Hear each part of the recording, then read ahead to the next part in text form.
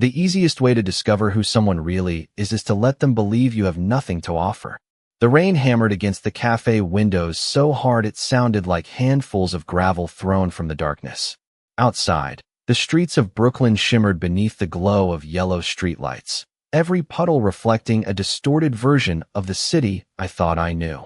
My shift had officially ended 20 minutes ago, but I was still wiping down tables because overtime meant groceries, and groceries meant my mother and I could get through another week without choosing which bill to ignore. The smell of burnt coffee lingered in the air. The neon open sign buzzed softly above the door. My feet ached. My shoulders ached. Honestly, everything ached. I was reaching for my coat when the door opened and a gust of cold November air swept inside. Every conversation stopped for a second. Not because someone important had walked in. Quite the opposite. The man standing in the doorway looked like he had nowhere else to go. His dark jacket was soaked from the rain. Water dripped from his sleeves onto the floor. His boots were worn. His hair was damp and slightly disheveled. He looked tired in a way that went deeper than missing sleep. One of the customers near the counter frowned immediately. Another rolled his eyes. The cashier, Tyler, glanced at the man and muttered something under his breath before looking away. The stranger stepped inside slowly, his gaze moving across the room before settling on an empty corner table. He didn't ask for attention. He didn't ask for help. Somehow that made everyone notice him more. "We're about to close," Tyler called out sharply. The man simply nodded. "Just a coffee," he said. His voice was calm, low, controlled. There was something unusual about it, though I couldn't explain what. Tyler looked annoyed but rang up the order anyway. The stranger reached into his pocket and counted a few crumpled bills carefully before placing them on the counter. For some reason, watching him do that made my chest tighten. Maybe because I'd counted my own money the exact same way more times than I could remember. He carried the coffee to the corner table and sat alone by the window. Rain streaked down the glass behind him. Most people ignored him after that. A few openly stared. One woman gathered her designer handbag a little closer as she passed. I hated that. Maybe because life had taught me how quickly people judged what they didn't understand. When I finished cleaning, I walked over with the last blueberry muffin from the display case. "We're throwing this out anyway," I told him. "You might as well save it from a tragic ending." For the first time, he smiled. It wasn't a big smile, just enough to change his entire face. "Thank you," he said quietly. His green eyes met mine for a brief second. There was something strange about them. Not cold, not warm, just observant. Like he was paying attention to details everyone else missed. I shrugged and started walking away. Then I noticed something on his wrist as he reached for the muffin. Beneath the frayed cuff of his jacket was an old silver watch. And despite knowing almost nothing about luxury watches, even I could tell it didn't belong to a man who counted crumpled dollar bills in a coffee shop during a storm. The next morning, I convinced myself I had imagined the watch. People saw what they wanted to see all the time, especially after a 14-hour shift and barely 6 hours of sleep. By 7:30, I was back behind the counter, tying my apron and mentally calculating how much money remained in my checking account. The answer was not enough. It was almost always not enough. The morning rush arrived right on schedule. Construction workers, office employees, parents dragging sleepy children toward school. The familiar rhythm of orders and receipts carried me through the first few hours. Then the bell above the door chimed. I looked up automatically. It was him, Adrian. He wore the same dark jacket, the same worn boots, the same calm expression. Rain was gone today, replaced by pale sunlight spilling through the windows, but somehow he looked exactly the same. Quiet, unremarkable, easy to overlook. He stepped into line without speaking. A businessman standing behind him frowned and checked his watch dramatically. Another customer sighed as if Adrian's mere presence had somehow inconvenienced him. Adrian ignored all of it. When he reached the register, he ordered the same thing. Black coffee. Nothing else. Tyler rolled his eyes before preparing the drink. I watched Adrian carry the paper cup back to the same corner table near the window. The exact same seat. The exact same view. It became a pattern. The next day he returned. Then the day after that. Always around the same time. Always alone. Always ordering black coffee. By the end of the week, everyone had formed opinions about him. Most of them were not kind. "Guy has to be unemployed," Tyler muttered one afternoon while wiping down the espresso machine. "Nobody has that much free time." I glanced toward the corner. Adrian sat quietly reading a newspaper. Maybe he works nights, I said. Tyler snorted. Or maybe he just likes pretending to be mysterious. But Adrian never seemed interested in appearing mysterious. If anything, he looked like a man trying very hard not to attract attention, which only made me more curious. One afternoon, an elderly customer accidentally dropped a stack of folders near the entrance. Papers scattered everywhere. Before any of us could react, Adrian was already helping gather them. He knelt carefully, organizing every page before returning them with a polite smile. The woman thanked him repeatedly. Adrian simply nodded and returned to his table. Another day, a little boy tripped near the counter and started crying. Adrian quietly offered him a folded paper crane he had somehow made from a napkin. Within seconds, the tears stopped. Small moments. Tiny acts of kindness. The sort most people never noticed. I noticed. Then came Friday. The cafe was packed. Every table was full. A man wearing an expensive suit entered and immediately spotted Adrian sitting by the window. His expression twisted with irritation. He walked directly over. "You are still hanging around here?" he said loudly. Conversations nearby began to quiet. Adrian looked up calmly. "Good afternoon." The man laughed without humor. "Do you ever do anything besides sit around drinking cheap coffee?" The room became uncomfortably silent. Adrian said nothing. He simply lowered his gaze back to the newspaper. And for some reason, watching him absorb the insult without anger bothered me more than the insult itself. I dried my hands on my apron and started walking toward their table. I stopped beside the table before I could talk myself out of it. "Is there a problem here?" I asked. The man in the expensive suit looked at me as if he could not believe a waitress had interrupted him. "No problem," he said. "Just giving advice." His smile never reached his eyes. Some people get too comfortable living off the kindness of strangers. Adrian folded his newspaper carefully and placed it on the table. His expression remained calm, almost impossibly calm. "I appreciate your concern," he said. "Then take it," the man replied. "You are sitting here every day. Maybe it is time to find somewhere else to be." Something about the exchange made my stomach tighten. Not because of what was being said, because of how Adrian responded. Most people would have argued, defended themselves, at least looked embarrassed. Adrian simply nodded once. "Thank you for sharing your opinion." The businessman looked irritated by the lack of reaction. After another uncomfortable moment, he shook his head and walked away toward the door. Conversations gradually resumed throughout the cafe. Cups clinked. The espresso machine hissed. Life moved on, but I remained standing there. "You did not have to do that," Adrian said quietly. "Do what?" "Come over here." I shrugged. People should not be treated badly for no reason. For a second, something flickered across his face. Not surprise exactly. More like curiosity. That is a rare opinion these days. I laughed softly. "You spend enough time working customer service. You see all kinds of people." His smile returned. Small. Genuine. "I imagine you do." The conversation ended there. Simple. Ordinary. Yet for the rest of my shift, I kept noticing him. Not staring. Just noticing. The way he observed everything around him. The way he always thanked people. The way he never seemed rushed. Late that afternoon, business finally slowed. I was carrying dishes back toward the kitchen when I noticed an envelope sitting abandoned on a nearby chair. Thick. White. Unmarked. It must have fallen from someone's coat. I picked it up automatically. The weight felt unusual. Heavy. Before I could take it to the lost and found drawer, Adrian appeared beside me. "You dropped something?" he asked. I shook my head. "Someone else did." I opened the flap just enough to look for identification. My breath caught. Cash. More cash than I had ever seen in one place. Hundreds stacked neatly together. My pulse immediately accelerated. Rent flashed through my mind. Medical bills. My mother's prescriptions. Every financial problem I had spent months trying to solve. Then reality returned. The money was not mine.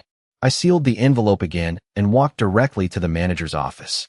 30 minutes later, a frantic customer returned searching for it. His relief was immediate when the envelope was handed back untouched. He thanked me at least 6 times before leaving. When I came back onto the floor, Adrian was still sitting by the window, still watching the rain beginning to fall outside. "You never counted it?" he asked. I frowned. "Counted what?" "The money." I laughed. It did not belong to me. Something changed in his expression then. Not dramatically, just enough that I noticed. As if he had been looking for an answer and had finally found one. Outside, The first drops of rain tapped softly against the glass. Inside, Adrian lowered his gaze toward his coffee cup. But I could not shake the strange feeling that somehow, without realizing it, I had just passed a test. The following Tuesday started with a phone call I had been dreading for weeks. I was standing outside the cafe before my shift, coffee cooling between my hands, when my mother's doctor called.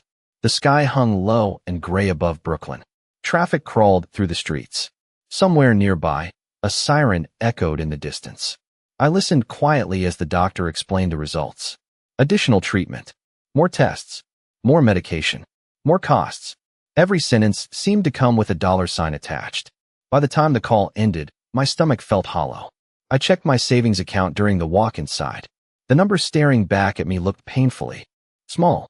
I could almost hear it laughing at me. Rent was due in 12 days. My mother's prescriptions needed to be refilled next week. And now there was this.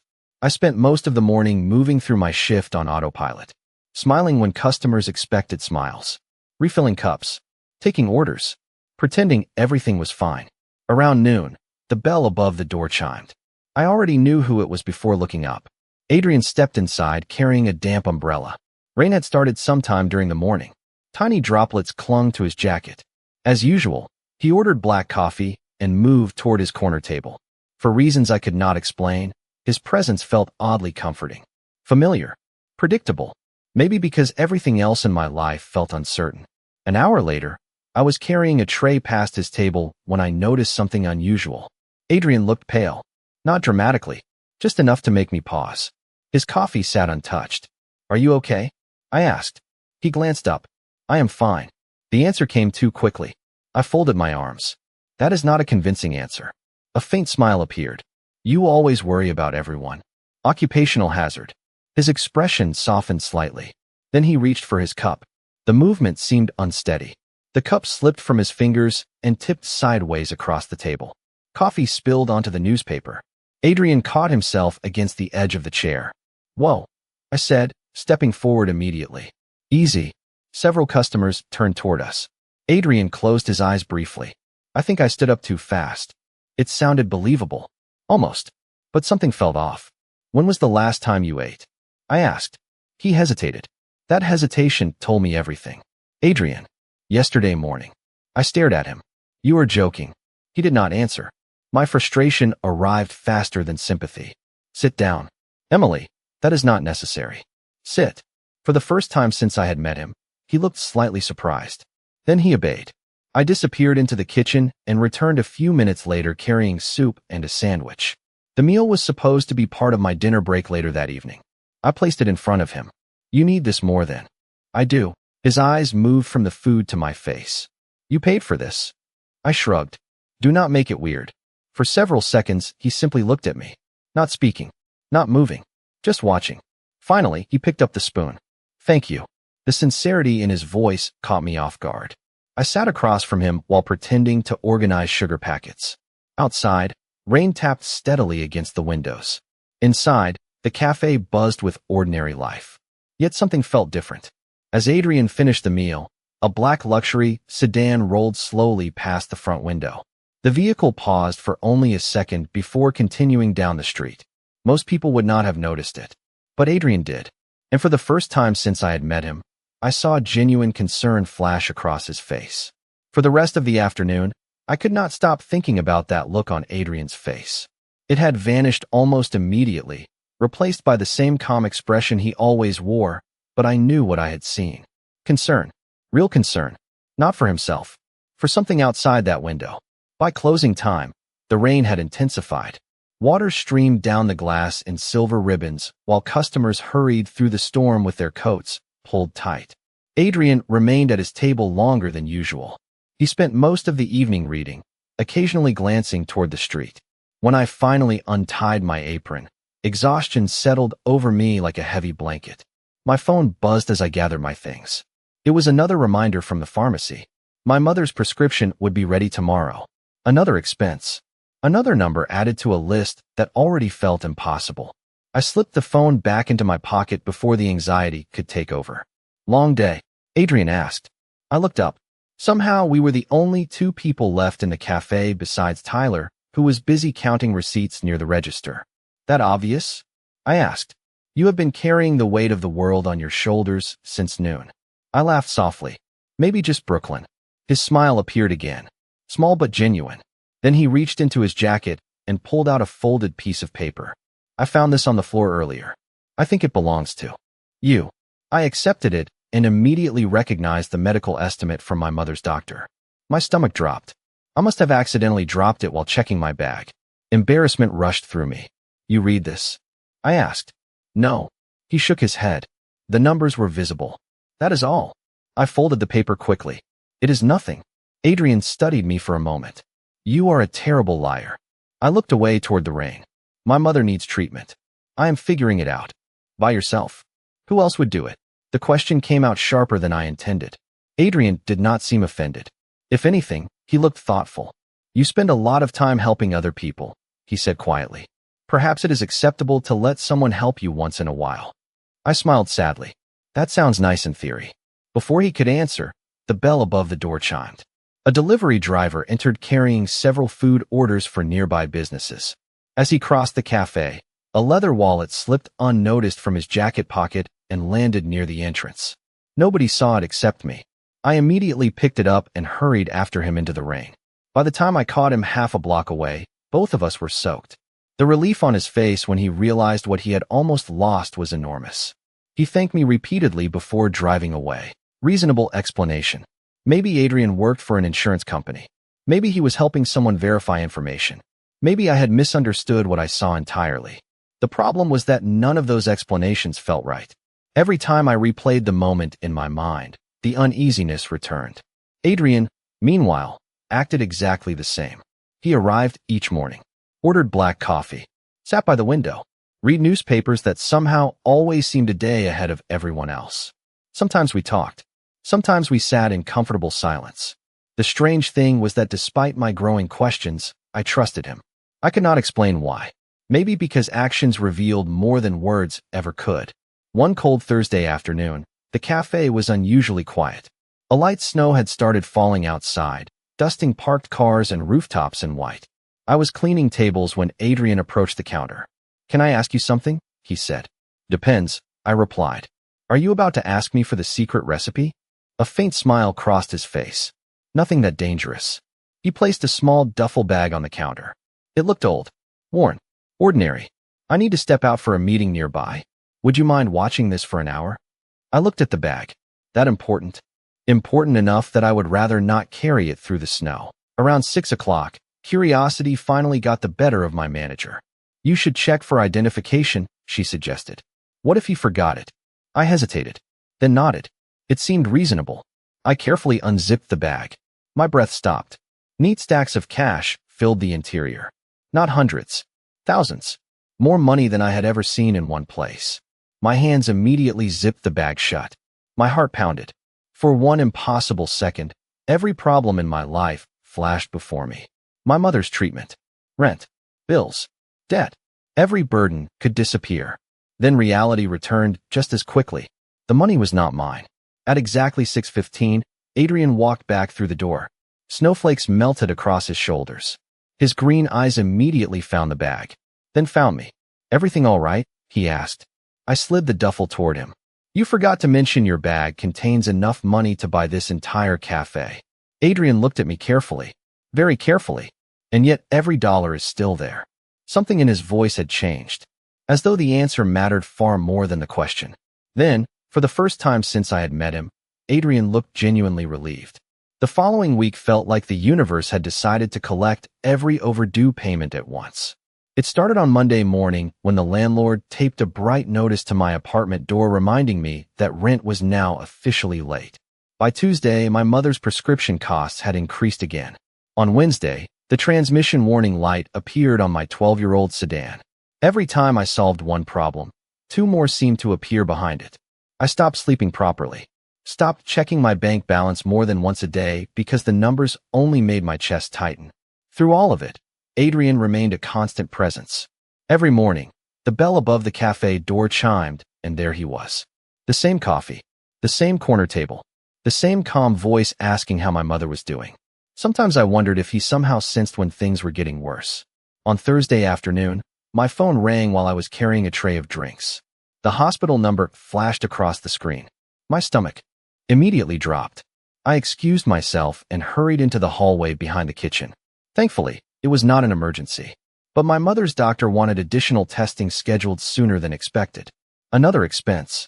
Another deadline. When I ended the call, I stood alone beside the supply shelves staring at the floor. For the first time in months, I felt completely overwhelmed. Not sad. Not angry. Just tired. So incredibly tired. Emily. I looked up. Tyler stood in the doorway. Table 7 is asking for you. I nodded and forced a smile onto my face before returning to the dining room.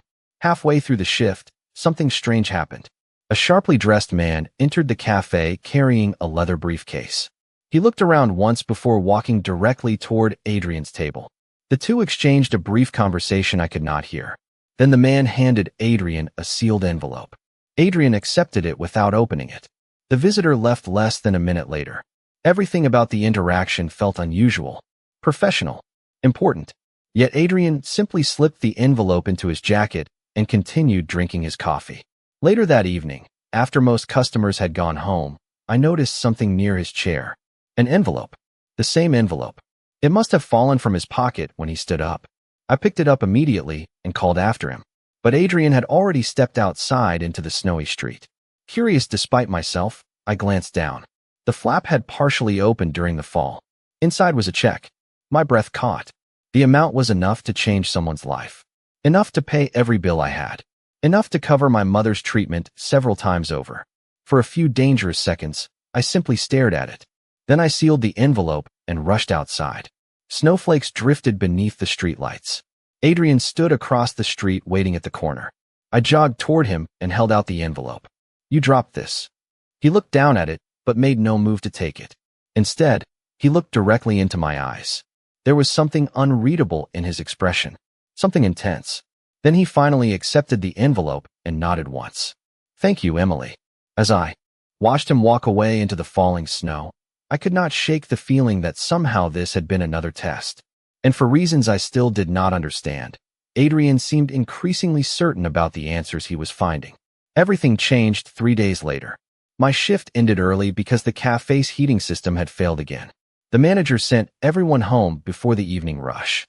Normally, I would have welcomed the break, but my mother had an appointment scheduled across town, and I needed to pick up paperwork from the hospital first. Snow covered the sidewalks in uneven patches as I drove through Manhattan. Gray clouds hung low above the skyline. Traffic crawled. By the time I reached the hospital, I was already running late. The lobby looked nothing like the clinics I was used to visiting. Marble floors reflected warm, golden light. Fresh flowers decorated every corner. Men and women in expensive coats moved quietly through the building. I felt out of place immediately. I collected the paperwork and headed toward the elevators. That was when I noticed the commotion outside the front entrance. Several black SUVs pulled up one after another. Perfectly polished. Identical. Their dark windows reflected the city lights like mirrors. Hospital staff suddenly straightened their posture. Security personnel moved into position. Conversations stopped. Curiosity pulled me toward the glass doors. The first SUV door opened. A tall man stepped out wearing a tailored charcoal overcoat. Several others followed. Every movement seemed coordinated, professional, disciplined. The group parted slightly as someone emerged from the center vehicle. My heart stopped. Adrian. For a second, my brain refused to process what my eyes were seeing. The worn jacket was gone. The scuffed boots were gone. The tired man who spent every morning drinking cheap coffee by the window was gone. In his place stood someone entirely different. His dark coat fit perfectly. His posture radiated effortless authority. People moved aside before he even reached them. Doctors nodded respectfully. Security guards greeted him by name. Adrian never looked around seeking attention. He simply expected the world to make room for him. And somehow it did. I stepped back instinctively. My pulse hammered in my ears. None of this made sense. Then it became worse. Much worse. A hospital administrator hurried toward him. Mr. Moretti, the man said respectfully. The board is waiting upstairs. Mr. Moretti. Not Adrian. Not the quiet customer from the cafe. The administrator continued speaking. Arms. Start talking. For the first time since I had met him, Adrian looked uncertain. Not nervous, just careful. My name is Adrian Moretti, he said, softly through the emotion threatening to overwhelm me. You know, this is probably the strangest friendship in New York City. His smile became genuine. Warm. Real. Probably. Outside, snow continued falling across the city. Inside, the distance between who we had been and who we were becoming suddenly felt much smaller. Adrian could have purchased almost anything he wanted. Buildings, companies, entire